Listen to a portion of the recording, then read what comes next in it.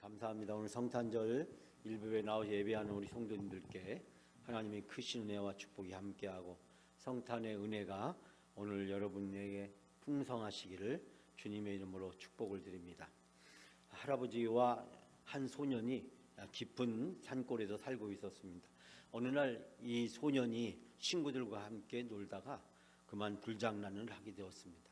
근데 불장난을 하다 보니까 이 불씨가 그만 산으로 튀어서 이 산에 불이 나게 되었습니다. 소년들은 열심히 불을 꺼보려고 노력했지만 도저히 불을 끌 수가 없었습니다. 놀란 소년이 급히 할아버지에게 뛰어가서 이렇게 말했답니다. 여러분, 할아버지한테 이 소년이 뭐라고 했을까요? 뭐라고 말했냐면요, 산타 할아버지 그랬답니다.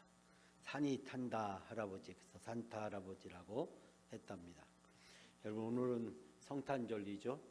우리 기독교에 있어서 가장 중요한 두 축제가 있다면 바로 우리가 부활절과 그리고 성탄절입니다. 근데 사실 부활절보다도 대강절 또 대림절로부터 시작해서 이 성탄절, 그리고 우리가 아다시피 사순절을 시작으로 해서 고난주간을 거쳐서 가는 부활주일, 그 중에서도 아무래도 먼저 이 대림절 또는 대강절로부터 시작되는 성탄절이 먼저 오기 때문에 우리 성탄절은 교회 절기에 있어서 이 부활절과 함께 큰 두 바퀴와 같고 우리 신앙의 가장 중요한 영적 의미와 축복을 주는 절기이기도 합니다. 저는 오늘 이 성탄절을 맞이해서 여러분들과 함께 미가서에 있는 말씀을 함께 나누려고 합니다. 제가 오늘 새벽에 미가서 4장 말씀을 같이 나누는데요, 오늘 오전 새벽에 몇 분이 오셨냐면 딱 10분이 오셨습니다. 딱 10분이 오셔서 그래도 제가 10명은 되시는구나, 너무 감사하고 고마운 마음을 금할 길이 없었습니다. 이 미가서 4장의 말씀을 보게 되면 하나님의 심판에 대해서 나옵니다. 즉 북왕국 이스라엘과 남왕국 유다가 이제 멸망과 심판을 피할 수 없는 길로 치달아 가게 됩니다. 하나님께서는 죄에 대해서 반드시 그 책임을 물으시고 그 죄에 대해서 심판을 반드시 피할 길이 없습니다. 물론 하나님께서는 선택받은 이스라엘 백성들에게는 바로 그 심판과 그 멸망으로부터 구원해 주시는 하나님의 놀라운 사랑과 은총을 발견하게 됩니다. 오늘 말씀은 바로 이 4장과 그리고 이 5장을 이어가는 말씀인데, 하나님은 심판과 멸망에 그치지 아니하고 바로 남은 자들에게 새로운 소망과 미래를 약속하고 있습니다. 우리가 함께 읽지 않았지만 오늘 4장과 5장을 연결하는 5장 1절 말씀에 보면 바벨론에 의해서 함락되는 예루살렘의 모습을 우리에게 이야기해 주고 있습니다. 즉 유다와 그리고 저 이스라엘이 하나님의 심판으로부터 피할 길이 없지만 그 절망의 끝자락에서 하나님의 구원과 희망이 선포되고 있는 것을 보게 됩니다. 우리 아시피 587년에 약 1년 반 동안 예루살렘이 이 아수르 바벨론의 그 느부갓네살 2세에게 포위가 되어서 이 결국은 버티다가 버티지 못하고 함락을 당하게 됩니다. 유다의 마지막 왕이었던 시드기야는 바로 그 목전에서 그의 아들과 귀인들을 바로 이 느부갓네살이 죽입니다. 그리고 이 시드기야 왕의 눈을 뽑은 후에 바벨론의 포로로 끌려가게 됩니다. 결국 예루살렘은 영원히 멸망을 하고 역사 속에서 사라져가게 됩니다. 남왕국 유다의 최후를 바로 예언하면서, 그러나 하나님의 관심은 죄에 대한 심판으로 그치는 것이 아니라 하나님이 선택받은 이스라엘 백성을 향한 구원의 계획을 하나님은 펼쳐 보여주고 계십니다. 비록 하나님의 말씀을 어기고 우상을 숨기고 우상을 섬기고 음란과 부패를 자행할 때 하나님의 공의로운 심판을 면할 길이 없지만, 그러나 하나님은 그 심판의 너머에서 끝까지 사랑하시는 하나님의 신실하신 깊은 사랑과 은혜를 발견하게 됩니다.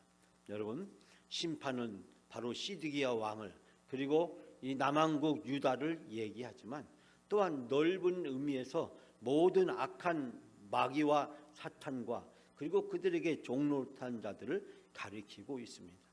절망의 그 끝자락에서 아무런 희망이 없는 것처럼 보입니다. 나라가 망했습니다. 수많은 사람이 죽었습니다. 그리고 왕이 비참한 모습으로 적진으로 이제 포로로 끌려가게 되었습니다. 여러분, 여기에서 어떻게 희망을 노래할 수 있겠습니까? 예루살렘은 시체가 널브러져 있고 예루살렘의 하수구에는 핏물이 가득하고 사방의 비명과 탄식 소리는 그치지 않은 것처럼 봅니다.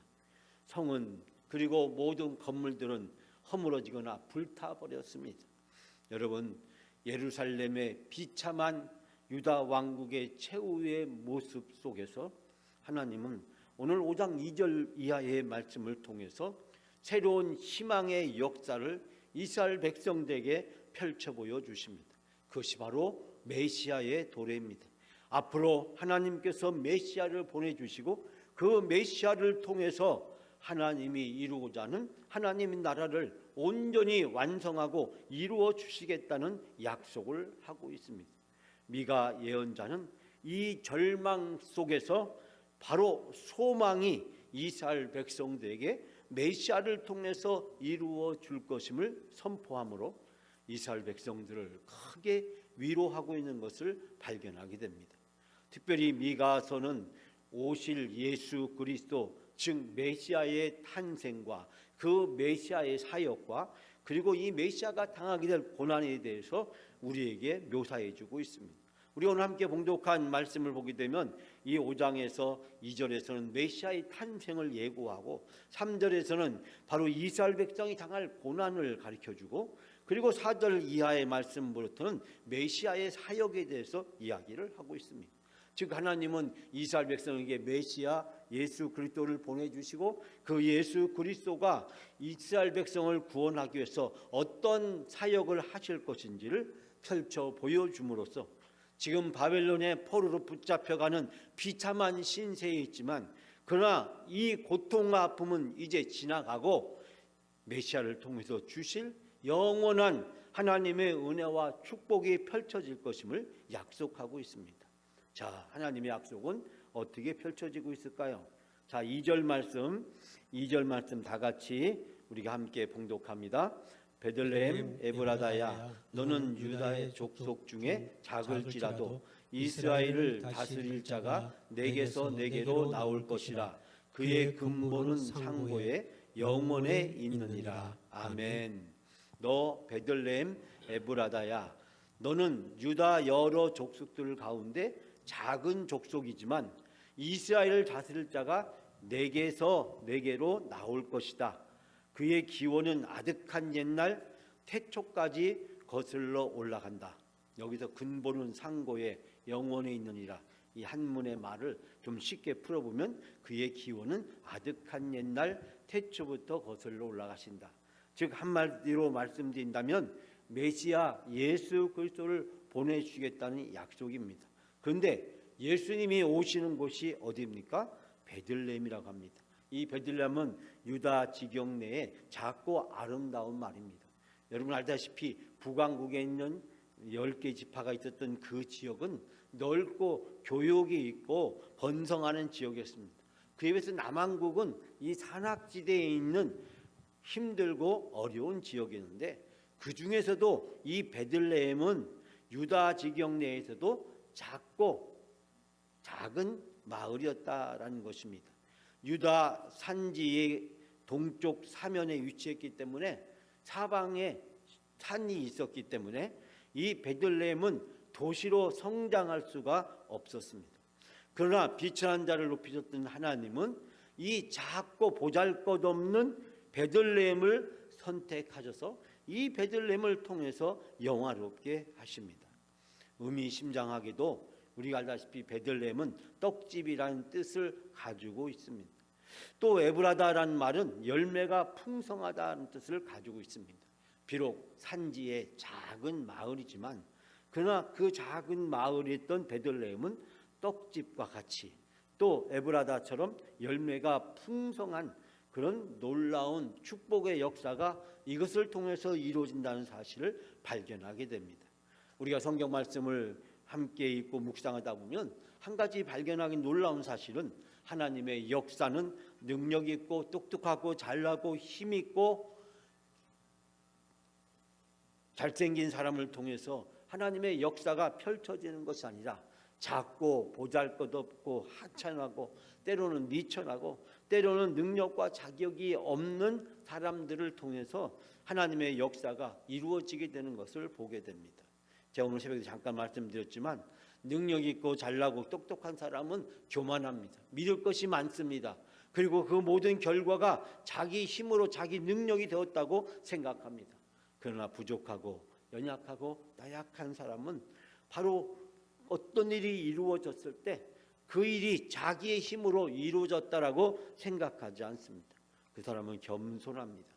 그래서 하나님은 바로 이 예루살렘에서 메시아가 오는 것이 아니라 베델과 같은 바로 그런 곳에서 메시아가 오는 것이 아니라 유대인들이 전혀 생각하지 못했던 산악지역의 보잘것없는 작은 마을 베들레헴 에브라다를 통해서 메시아 예수 그리스도를 보내주십니다. 사랑하는 여러분, 하나님의 깊은 사랑과 배려를 우리는 여기에서 발견하게 됩니다. 여러분, 이 하나님의 역사는 어떻게 펼쳐지고 있을까요? 자, 우리 3절 말씀 다 같이 함께 봉독합니다.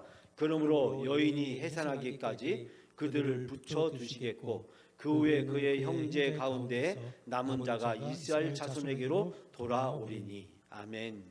여인이 해산하여 아이를 낳을 때까지, 이 말은 무엇을 얘기할까요? 고통이 뒤따른다는 것입니다. 그 고통을 참고 견디고 받아들여야 된다는 사실입니다. 즉 메시아가 올 때까지 이스라엘 백성들은 그 고통을 기꺼이 감당해야 된다는 사실입니다. 왜냐하면 이스라엘 백성에 죄가 있기 때문입니다. 죄는 반드시 심판을 받아야 되기 때문인 것입니다. 그렇기 때문에 남북 왕국은 멸망을 당하고 바벨론의 포로 붙잡혀갑니다. 강제 노역을 당합니다. 힘들고 어려운 시간을 보냅니다. 그러나 그 노역의 끝은 좌절과 절망과 죽음이 아니라 바로 예루살렘으로 다시 되돌아오는 것이고, 되돌아온 예루살렘에서 메시아 예수 그리스도를 보내주겠다는 약속을 하고 있습니다. 해산하기까지 구속자의 되시는 메시아가 탄생할 때까지 이스라엘 백성이 고통을 받게 되지만 그때까지는 내버려 두시겠다는 하나님의 뜻을 발견하게 됩니다. 그 이유는 하나님께서는 당신의 백성들을 때때로 환난 가운데 내버려 두십니다. 환난은 이스라엘 백성의 죄를 깨닫게 하고 죄로부터 뉘우치게 하고 죄로부터 하나님의 백성으로 살아갈 수 있도록 인도해 주고, 환난을 통해서 바로 하나님을 더욱더 의지하게 되기 때문입니다. 그렇기 때문에 때로는 하나님께서는 환난 가운데 그의 백성을 내버려 두십니다. 뿐만 아니라 그리스도가 오시기까지, 메시아가 이 땅에 올 때까지 지상의 성도들은 사탄과 마귀의 공격을 받습니다. 그러나 사탄과 마귀는 공격해서 성도들을 괴롭히지만 결코 성도들을 넘어뜨리거나 패배시키지는 못합니다. 진정한 승리는 예수 그리스도를 통해서 최후에 완성되고 이루어질 것이기 때문에 그때까지 하나님은 성도들을 환난 가운데 버려두시지만 그러나 영원히 패배시키지 않는다는 사실을 발견하게 됩니다. 사랑하는 여러분, 메시아가 올 때까지 또 예수 그리스도가 다시 재림할 때까지 이 땅에서 겪게 되는 성도의 영적 전쟁은 때로는 고통스럽고 힘들 때도 있습니다. 그것이 우리의 죄 때문일 수도 있고 하나님이 우리를 연단시키는 특별한 계획이기 때문일 수도 있고 하나님의 선한 계획을 이루기 위한 여정일 수도 있습니다. 성도의 고난은 무익한 것이 아니라 이처럼 유익한 것입니다. 하나님께 더 가까이 가게 만들고 하나님의 깊은 섭리와 계획을 우리가 깨닫게 만들고 하나님 나라를 더욱더 소망하도록 만들어 주기 때문입니다. 성도의 고난이 없다면 성도는 교만해질 것입니다. 방자해질 것입니다. 오만해질 것입니다. 결국 하나님을 멀리하게 될 것입니다. 그러나 성도의 고난은 성도가 자기를 돌이켜보게 만들고 회개하게 만들고 하나님께 더 가까이 하나님을 더 의지하게 만들기 때문에 성도의 고난은 유익한 것이요 축복인 것입니다. 여러분, 이 성도들에게 메시아 예수 그리스도가 오십니다. 그리고 그 메시아는 놀라운 일들을 펼쳐 주십니다. 자, 우리가 4절 말씀 다 같이 함께 4절 말씀 봉독합니다. 그가 여호와의 능력과 그의 하나님 여호와의 이름의 위엄을 의지하고 서서 목축하니 그들이 거주할 것이라. 이제 그가 창대하여 땅끝까지 미치리라. 아멘. 메시아 예수 그리스도, 그분의 능력과 권능, 그리고 그분이 이루실 놀라운 일들을 우리에게 이야기해 주고 있습니다. 그는 주께서 가신 능력을 가지고 있고 하나님의 이름의 위엄을 의지하고 서서 그의 양떼들을 먹일 것이며 그의 위대함이 땅끝까지 이르게 될 것이고 그들은 안전하게 살아갈 수 있게 될 것이다. 누구를 통해서요? 메시아 예수 그리스도를 통해서 이제 창대하여 땅끝까지 미치게 될 것이다. 메시아, 그분은 하나님이시고 하나님의 권능과 능력을 우리에게 보여주시게 될 것입니다. 메시아는 하나님과 같으신 분이고 하나님의 능력을 힘입습니다. 마찬가지로 우리들을 보호하시고 돌봐주십니다. 마치 목자가 양떼를 돌보듯이 메시아는 우리를 보호하시고 먹여주시고 한 사람도 잃어버리지 아니하시고 땅끝까지 복음이 전파될 때까지 우리와 함께 하십니다. 사랑하는 여러분, 이 메시아가 바로 놀라운 일을 행하십니다. 자, 우리가 4절 말씀 다 같이 함께 봉독합니다. 그가 여호와의 능력과 그의 하나님 여호와의 이름의 위엄을 의지하고 서서 목축하니 그들이 거주할 것이라. 이제 그가 창대하여 땅끝까지 미치리라. 5절 앞부분만 읽습니다. 이 사람은 평강이 될 것이라. 아멘. 여러분, 메시아 그분의 모든 사역의 최종 결론이 바로 이 5절 앞부분에 우리에게 이야기하고 있습니다. 즉 메시아 예수 그리스도가 오심으로 우리에게 참된 평강을 주신다는 것입니다. 그리고 5절 이하에서 바로 모든 적과의 싸움에서 승리하시며 놀라운 은혜와 축복을 베풀어 주실 것임을 약속하고 있습니다. 메시아 예수 그리스도가 오심으로 우리에게 참된 평화를 주십니다. 우리는 예수 그리스도를 통해서 사탄과 마귀와의 싸움에서 승리하게 되며 주님이 주시는 놀라운 은혜와 축복의 삶을 누리게 됩니다. 여러분, 주님이 주시는 평강은 바로 침묵 가운데 있는 것이 아닙니다. 참혹한 상황 가운데 속에도 참된 평화를 이루어내는 놀라운 권능과 능력이라는 사실을 발견하게 됩니다. 예수 그리스도 그분이 오심으로 이 땅에 참된 평화를 주시고 평화를 가지고 살아갈 수 있도록 인도해 주십니다. 하나님과 우리 사이에 잘못됐던 불화의 관계의 모든 것들을 중재하시고 뿐만 아니라 바로 진정한 평화의 근원이 되어 주십니다. 요한복음 14장 27절에 우리가 너무 잘 알고 있는 유명한 말씀입니다. 평안을 너희에게 주노니 곧 나의 평안을 너희에게 주노라. 내가 너희에게 주는 것은 세상에 주는 것과 같지 아니하니라. 너희는 마음에 근심하지 말고 두려워하지 말라. 예수님의 말씀입니다. 예수님이 이 세상에 오신 중요한 목적을 이 말씀은 우리에게 가르쳐주고 있습니다. 나는 너희에게 평화를 준다. 내가 주는 평화는 세상에 주는 평화와 같은 것이 아니다. 세상이 주는 평화는 일시적인 것입니다. 속이는 것입니다. 그러나 주님이 주신 평화는 영원한 것입니다. 참된 것입니다. 그러므로 너희는 마음에 근심하지 말고 두려워하지 말라고 이야기합니다. 여러분, 우리의 평화를 깨뜨리는 것은 무엇입니까? 죄 때문입니다. 그리고 죄를 참소하는 마귀와 사탄 때문에 우리는 공포와 두려움에 빠지게 되는 것입니다. 마귀와 사탄은 끊임없이 우리의 죄를 지적하면서 그 죄로 인해서 우리가 심판을 받게 될 것이고 멸망을 당하게 될 것이고 결국 우리가 지옥에서 영원히 고통받는 삶으로 떨어지게 될 것임을 우리를 위협하며 겁박을 줍니다. 그러나 예수 그리스도는 그 마귀와의 사탄과의 싸움에서 이기셨습니다. 승리하셨습니다. 그리고 영원히 우리들에게 참된 평화를 주셨습니다. 우리의 평화는 예수 그리스도를 통해서 이루어진 것입니다. 예수 그리스도를 통해서 죄사함을 받았기 때문에 우린 더 이상 공포와 두려움과 염려를 가질 필요가 없습니다. 우리의 미래는 바로 하나님 나라 천국으로 확정되어 있기 때문입니다. 누굴 통해서요? 메시아이신 예수 그리스도를 통해서 이루어 주셨다는 사실입니다. 메시아, 그분은 사탄의 왕국을 멸하시고 하나님 나라를 온전히 완성시켜 주십니다. 그리고 이 하나님 나라에서 영원히 사는 은혜와 축복을 베풀어 주십니다. 여러분, 역사적으로 애굽이 세계를 지배할 때가 있었습니다.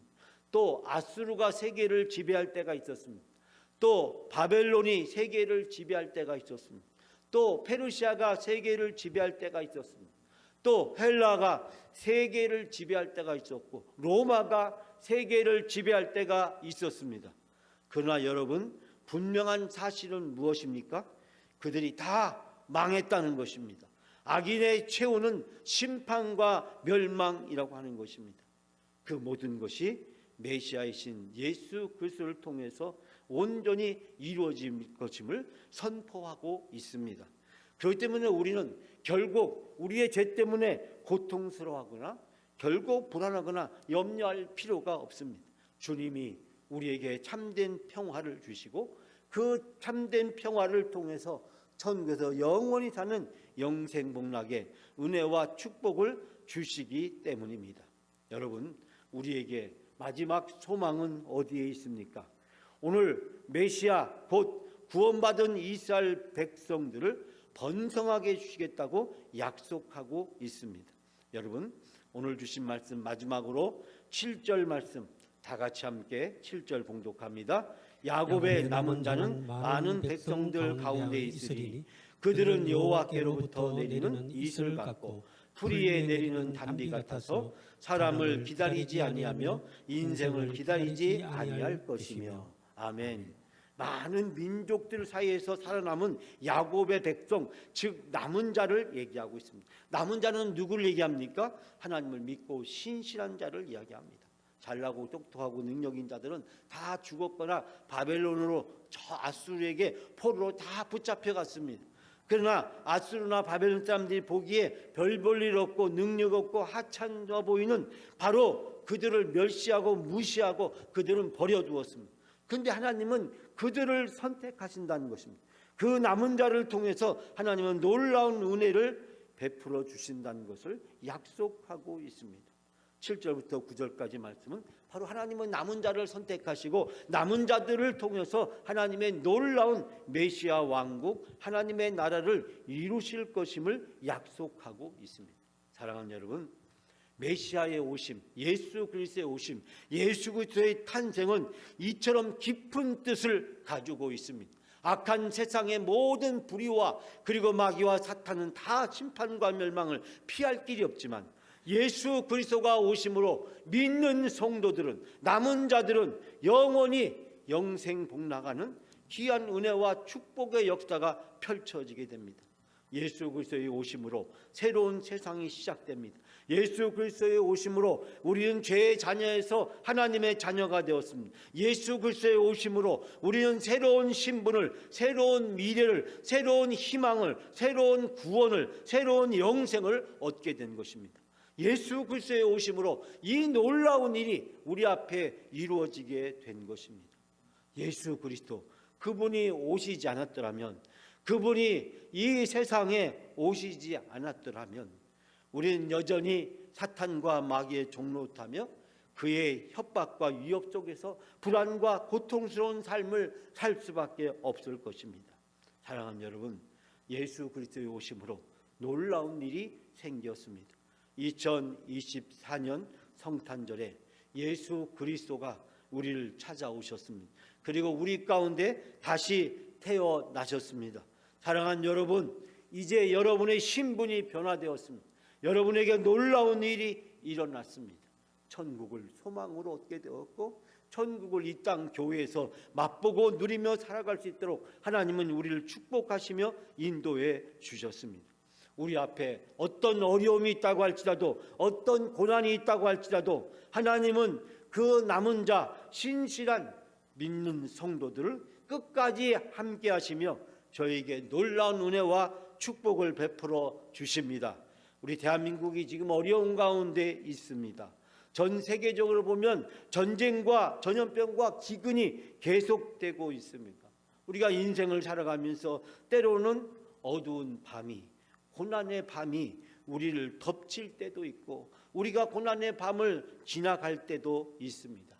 그러나 다시 오신 예수 그리스도, 그분이 우리를 영원한 천국으로 인도해 주실 것입니다. 이미 오신 예수 그리스도를 통해서 우리는 하나님의 자녀가 되는 놀라운 새로운 신분을 갖게 되었습니다. 새로운 신분은 바로 하나님의 자녀요, 천국에서 영원히 영생복락하는 믿음의 자녀가 된 줄 믿습니다. 2025년 향해서 새로운 출발을 준비하는 이 성탄절에 예수 그리스도가 여러분에게 찾아오셨고 지금 여러분에게 함께하고 계시고 그 예수 그리스도를 통해서 하나님이 놀라운 일을 펼쳐가시는 것을 믿으시고 함께 동행하시는 여러분의 귀한 삶이 되시기를 주님의 이름으로 축복합니다.